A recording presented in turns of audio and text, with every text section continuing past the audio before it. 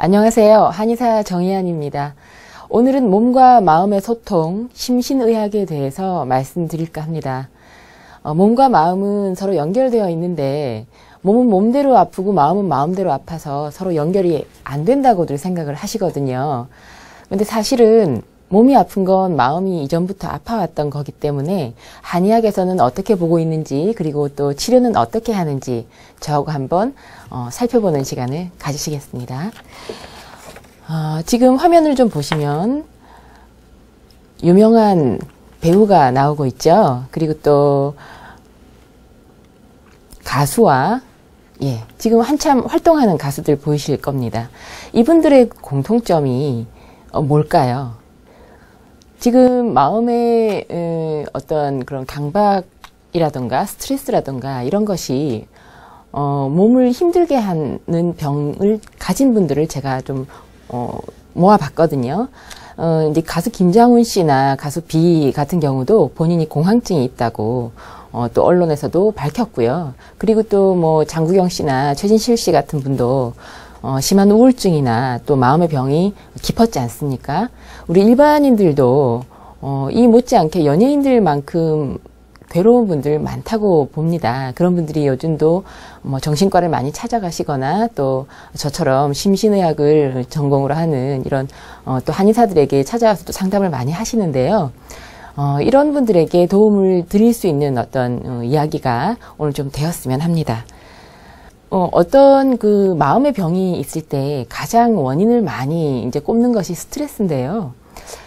모든 분들이 다 왜 이 스트레스 때문에 마음이 병들고 그것 때문에 왜 몸까지 아픈가 하는 것에 대해서 서로 연관성이 막연히 있다고 생각은 하시는데 그게 어떤 이유로 어떻게 해서 병이 들게 되는지 자세하게는 잘 모르세요. 그래서 오늘 이런 스트레스가 어떻게 해서 병이 되는지까지 제가 좀 말씀드리고 그리고 치료는 어떻게 하는지에 대해서 풀어볼까 합니다. 이 스트레스가 쌓이면 일단 몸에 혈관이 수축이 되고요. 그리고 뇌가 지칩니다. 제가 이제 칠판을 잠깐 보고 말씀드리겠습니다. 사람이 스트레스를 받으면 원래는 이런 손과 발 쪽으로 가는 혈액이 잘 돌다가도 스트레스를 받으면 사지에 혈액이 순환이 잘 되지 않으면서 수축이 되죠. 그러면서 몸 쪽으로 이렇게 혈액이 몰립니다. 그리고 또 뇌로도 순환이 잘 되질 않고요. 이런 여러 가지 혈관이 수축이 뇌로도 올라가고 그래서 뭐 혈압이 괜찮던 사람들도 혈압이 오르내리거나 혈압에 문제가 생기고요. 그리고 특히 뇌가 아주 피로에 빠집니다. 보통들 몸이 피로하다고 생각을 하시는데요. 사실은 현대인들이 몸이 피곤한 사람보다는 뇌가 피곤한 사람이 더 많죠. 실제로는. 그래서 눈을 감아도 계속 하던 일이 생각이 나시지 않습니까? 그건 이미 이제 뇌가 굉장히 피로에 지쳐 있다는 거고요. 뇌가 피로하면 특별히 이게 육체적인 일을 하지 않아도 몸이 굉장히 빨리 피곤해집니다. 그래서 이제 이런 뇌 피로가 쌓이면 집중이 잘 되질 않는 특징이 있고요. 그리고 잠이 잘 오질 않고요. 그리고 항상 피곤합니다. 그래서 내가 육체적인 일을 별로 하지 않았는데 왜 이렇게 피곤함을 느낄까 하는 분들이 있다면 그건 이제 뇌가 굉장히 많이 피로하신 거죠. 그리고 또 이렇게 뇌 피로가 계속되면 제일 문제가 되는 것이 면역력이 떨어집니다. 그래서 감기도 자주 들게 되고요. 각종 염증이 생기기 때문에 남녀노소를 불문하고 뭐 각종 염증이 자꾸 생기거나 감기가 계속 달아서 이제 생기거나 할 때 가장 먼저 생각해야 될 것이 면역력이 많이 떨어졌지 않나. 그런데 그 이전의 원인을 생각해 보면 이런 면역력이 떨어져 있는 그 이전에는 뇌 피로가 계속 많이 쌓였던 것이다. 이렇게 보실 수 있고요. 또 문제가 되는 것이 이렇게 스트레스로 뇌 피로가 쌓이면 자율신경이 무너집니다. 자율신경이라는 이야기가 어렵지는 않은 건데 많이 생소해 하셔서 제가 이제 자율신경에 대한 이야기를 좀 간단하게 하고 이제 다른 이야기를 넘어가겠습니다. 이 인체에 뇌가 명령을 내려서 제가 이렇게 손을 움직인다거나 웃는다거나 걸어 다닌다거나 하는 것은 뇌가 이제 명령을 해서 되는 거고요. 심장이 뛴다거나 또 땀구멍이 열린다거나 뭐 소화가 된다던가 하는 것은 뇌에서 명령을 내리는 것이 아니고 몸의 자율신경이 알아서 자율적으로 오장육부를 움직이도록 하게 되어 있습니다. 그런데 지금 화면에서 보시는 것처럼 인체의 하나는 이렇게 아래쪽으로 진정시켜주는 역할을 하고 또 하나는 위로 이렇게 상승시켜주는 역할을 한다고 봤을 때요. 이것이 자율신경이 하는 일이라고 봐야 합니다. 하나는 부교감신경이고 하나는 교감신경인데 진정시키죠. 그래서 지금 화면에서 보시는 것처럼 이 부교감신경은 몸에 있는 모든 여러 가지 기능을 아래로 진정을 시키고요. 그리고 교감신경은 위로 흥분시켜서 긴장을 시킵니다. 이게 이제 자율신경이 하는 일인데, 이게 이제 고장이 나면, 이렇게 이제 땀이나 심장박동이나 혈류량이나 혈압이나 소화 상태, 수면 상태까지, 그리고 제가 여기 적지 않은 여러 가지까지 몸의 모든 기능을 하는 것이 이 부교감신경이 잘 조화롭게 됐을 때는 문제가 없고, 교감신경도 원래 하던 일을 그대로 잘 하고 있으면 문제가 없는데, 이게 이제 균형이 깨지면, 균형은 이제 스트레스가 가장 큰 원인인데요. 균형이 깨지면 제일 먼저 나타나는 것이 교감신경이 절제가 안 되고 이게 계속 흥분하는 것이 문제죠. 그래서 흔히들 이제 스트레스를 너무 많이 받을 때 땀의 어떤 조절 능력이 없어서 갑자기 땀이 너무 많이 난다던가, 또 심장박동이 갑자기 빨라져서 이렇게 심장이 뛰는 소리를 본인이 들을 수 있다던가, 또 혈류량이 많아지면서 혈압이 올라가고, 또 소화가 너무 안 되고 암만 누워서 잠을 자려고 해도 잠이 안 오는 증상이 생기는 거죠. 그런데 보통은 이제 이런 데 문제가 생겨서 뭐 호흡곤란이나 그다음 과호흡증이나 공황장애, 또 화병, 이런 질환들이 생기고요. 그렇지만 또 어떤 경우는 이쪽이 너무 진정이 너무 많이 심하게 돼서 우울증이 오기도 합니다. 그리고 또 어떤 경우는 계속 잠만 자는 경우가 생기기도 하고요. 그래서 이제 이런 그 자율신경에 문제가 생기는 것이 가장 스트레스에 의한 질병 중에 이 자율신경에 의한 문제가 여러 가지 질환을 생기게 만드는데요. 스트레스로 이런 뇌피로로 인한 증상들이 이렇게 병을 만들 때, 여기 지금 왼쪽 화면에 보시는 것은 주로 신체적인 증상만 제가 일단 보여드린 거예요. 입이 마르다던가, 심장이 두근거린다던가, 설사 변비를 반복한다던가, 늘 소화가 안 되고, 여성 같은 경우는 생리가 갑자기 없어진다던가 하는 증상이 생길 수 있고요. 이제 그 다음 화면은 정신적인 증상들을 제가 적어봤습니다. 뭐 신경과민이라던가, 뭐 분노, 짜증, 그다음 뭐 적대감이나 죄책감 같은 것이 생길 수 있고요. 이제 가장 흔한 예로는 집중력이 떨어지고 건망증이 자꾸 생기는 것이 문제죠. 이제 이런 그 증상들 때문에 이제 질병이 이제 오기 시작하는데, 이제 증상들이 모이면 질병이 되죠. 그런데 가장 흔하게 많이 이제 병원을 찾는, 또 이제 심신의학의 한의원을 찾는 경우가 지금 이제 보시는 이 4가지 질환이 되겠습니다. 주로 스트레스 때문에 아까 말씀드린 것 중에 교감신경이 굉장히 많이 항진이 되면 이렇게 화병이 온다거나, 또 잠이 오지 않는다거나, 또 이쪽 진정시키는 쪽으로 너무 많이 작용이 되면 우울증이 온다거나, 공황장애가 와서 공황쇼크가 된다든가, 이제 그런 질병이 있고요. 그리고 신경을 쓰면 머리가 아픈 증상요. 회사를 오면 머리 아픈데 집에 가면 머리가 안 아픈 증상 같은 경우에, 학교만 가면 머리 아프다든가, 이런 신경성 두통이 올 수도 있고요. 또 신경성 고혈압도 있습니다. 이제 집안 내력도 없고 본인이 이전에 혈압이 오른 적도 한 번도 없는데 어느 날부터 갑자기 혈압이 오르고, 또 혈압이 이렇게 오르락 내리락 차가 많다던가, 그렇게 해서 신경성 고혈압으로 가는 경우도 있고요. 또 신경성 위장병은 이런 경우에 스트레스성으로 오는 것은 검사해도 이상은 없는데 본인은 증상이 있는 거죠. 소화가 늘 안 된다던가.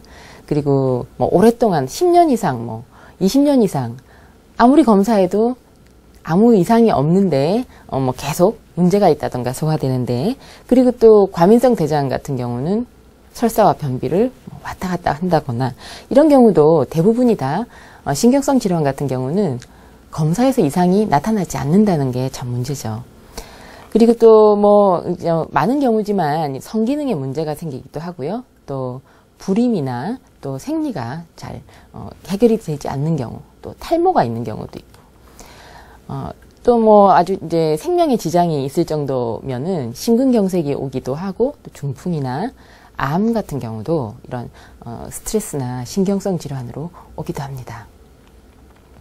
이제 이런 이제 여러 가지 질환들을 한의학에서는 어떻게 보고 있는지 한번 살펴보겠습니다.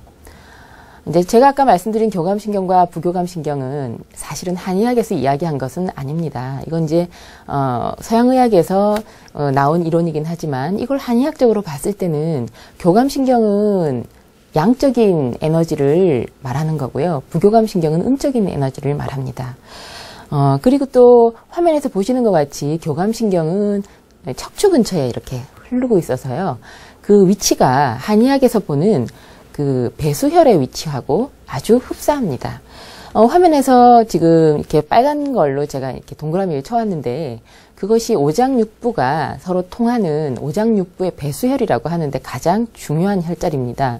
뭐 간수, 심수, 폐수 이런 식으로 오장육부하고 연결되어 있는 혈자리가 등에 교감신경이 지나가는 곳하고 비슷한 위치에 같이 지나가고 있어서요. 이제 뭐 한의원에 가시면 이런 정신적인 질환이나 스트레스 때문에 침을 등 주위에다가 놓는 이유도 이런 오장육부의 밸런스를 맞춰주기 위한 거고요. 또 어떤 의미에서 보면 교감신경을 좀 빨리 진정시키고자 할 때는 여기다가 직접 침을 맞는 것도 아주 좋은 방법이고요. 그리고 이제 또 침 치료 말고도 이런 음양의 밸런스를 맞추어서 우울증이나 뭐 공황장애라든지 이런 것을 좀 극복하게 하는 데는 물론 한약 처방을 해서 서로 간에 균형을 맞추는 것도 아주 좋은 방법입니다.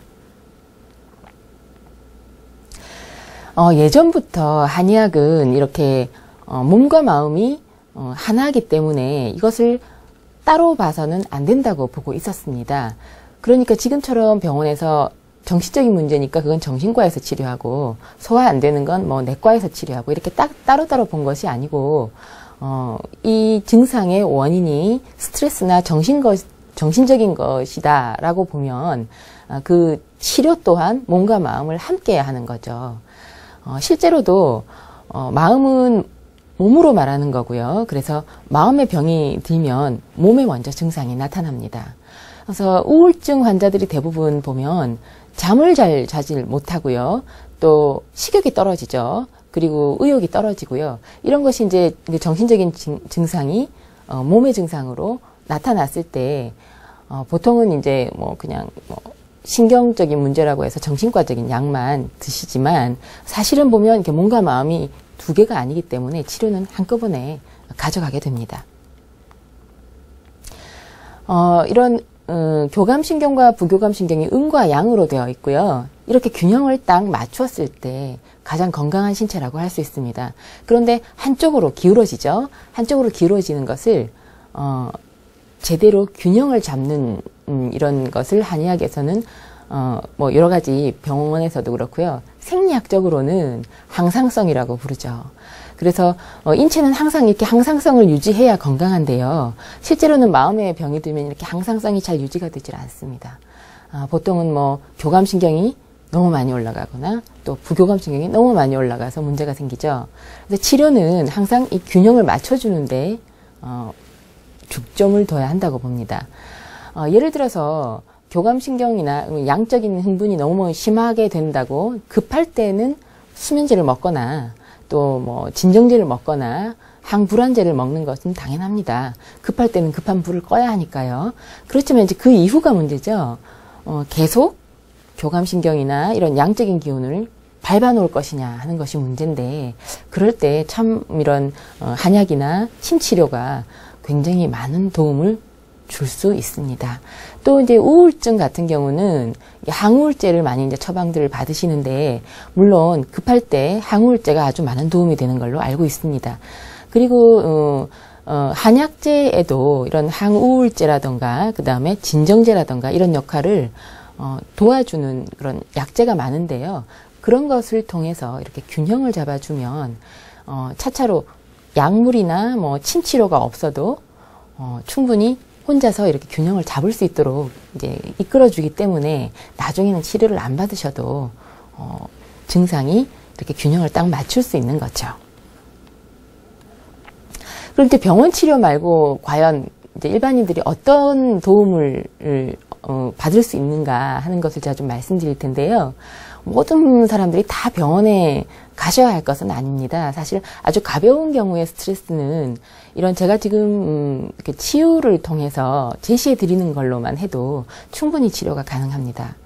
일단 그 몸과 마음을 소통하는 치유를 저는 좀 제시를 해드리고 싶은데, 제일 쉽고도 효과가 아주 좋은 것이요, 오감을 활용해서 나의 모든 오감을 활용해서 귀를 열고 눈으로 많이 느끼고 먹고 또 손으로 촉감으로 이렇게 하는 것을 통해서 치유를 하는 과정을 가질 수 있다는 겁니다.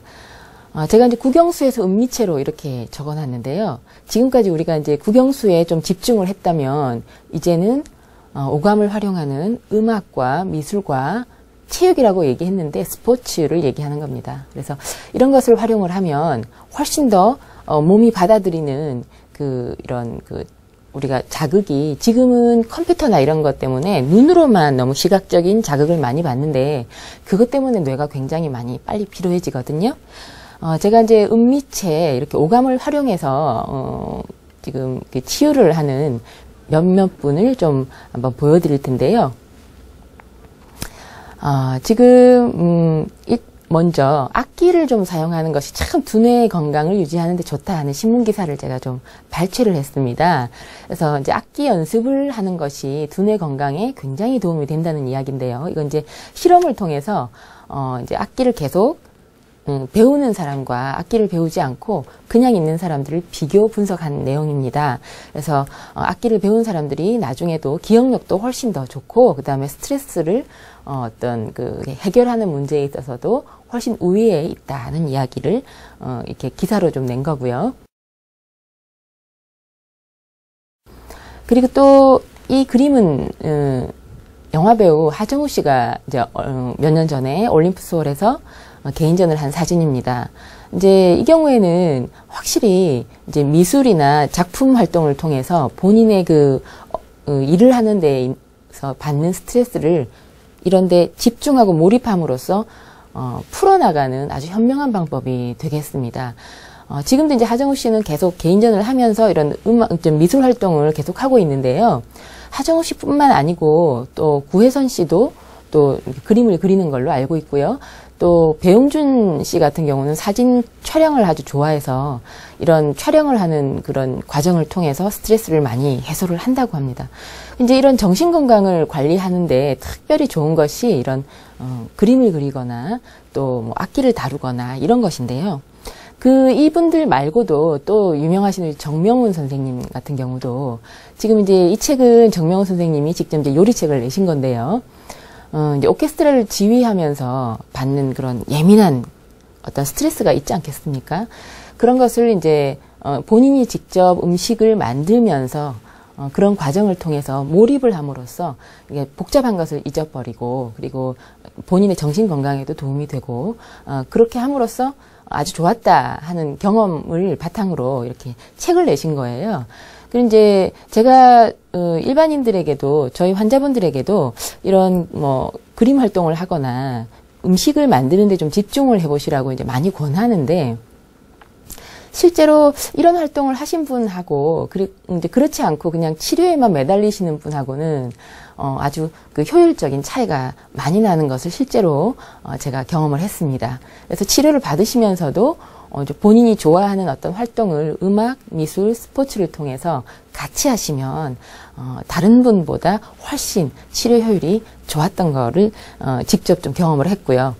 그리고 또 지금 이제 제가 가지고 나온 것은 이게 뇌파를 분석한 건데요. 명상이 참 좋다 이렇게 이제 말은 하지만 실제로 어떻게 좋은지 한번 좀 살펴보겠습니다. 지금 이제 두 번째 칸에 보이시는 것이 세타파라고 적어 있는데요. 아래로 갈수록 감마파라고 해서 아래로 갈수록 뭐 아주 집중해서 뭐 공부를 한다거나 굉장히 신경을 쓴다거나 할 때 이렇게 이제 감마파가 나옵니다. 이렇게 복잡한 뇌파가 나올 때는 굉장히 뇌도 스트레스를 많이 받고 있다는 거거든요. 그래서 정신적으로 굉장히 민감하게 지금 되어 있는 분들은 이 감마파가 굉장히 많이 나오는 건데요. 제일 윗칸에 있는 이제 델타파 같은 경우는 깊은 잠을 잤을 때의 뇌파입니다.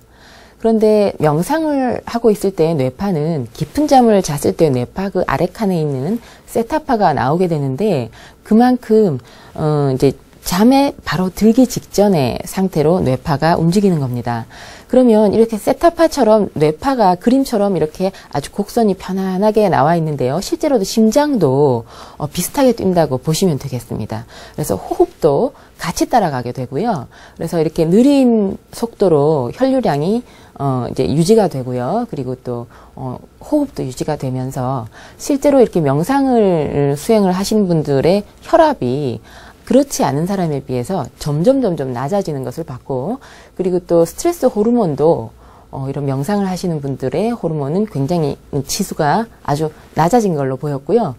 실험으로 이제 실험 결과를 보면 일반인들도 명상 수련을 좀 이제 어느 정도 시키고 나서 혈압이나 호르몬 수치를 보면 훨씬 그 이전보다 낮아져 있는 것을 볼 수가 있습니다.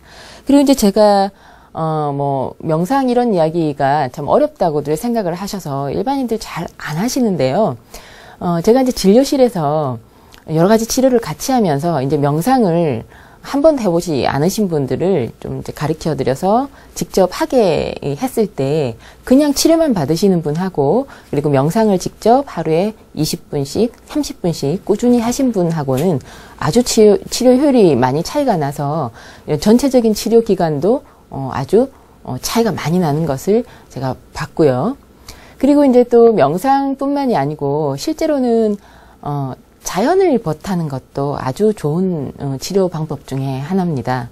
그래서 자연을 벗하는 것이라는 것이 꼭 뭐 어디 시골에 가시라는 것이 아니고요. 도심 근처에 있는 산림욕장에 가서 한 2시간 정도 천천히 걸으시는 것도 좋고요. 그리고 좀 빨리 걷는 것보다는 이게 운동을 하러 가는 것이 아니고 정신적인 건강을 위해서 가는 것이기 때문에 천천히 걸어 가시는 것이 좋고요. 그럴 땐 또 길이 좀 좋으면 맨발로 걸으시는 것도 아주 스트레스를 해소하는 데 좋은 방법이 되겠습니다. 강물도 흘러야지 건강한 물이 됩니다. 사람의 마음도 몸도 에너지의 기운은 흘러야 하거든요. 그런데 이렇게 흐르지 않고 가슴속에 맺혀 있다던가 이렇게 머릿속에 맺혀 있다면 건강하지 못한 몸이 될 수 있습니다. 오늘 제가 몸과 마음의 소통에 대해서 말씀드렸는데요. 아주 많은 유익한 정보가 되셨으면 합니다. 한의사 정의연이었습니다.